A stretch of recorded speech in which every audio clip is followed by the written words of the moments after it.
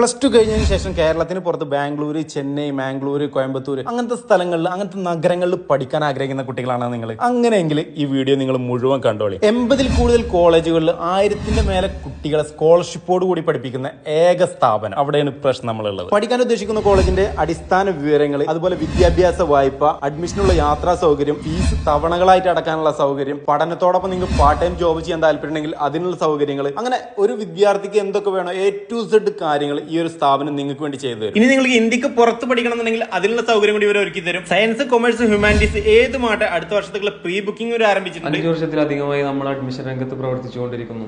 ഇതുവരെ നമ്മൾ ത്രൂ 1000-ലധികം വിദ്യാർത്ഥികൾ അഡ്മിഷൻ എടുത്ത് ഇറങ്ങിയിട്ടുമുണ്ട്. നിലവിൽ പഠിച്ചുകൊണ്ടിരിക്കുന്ന വിദ്യാർത്ഥികളുമായിട്ടുണ്ട്.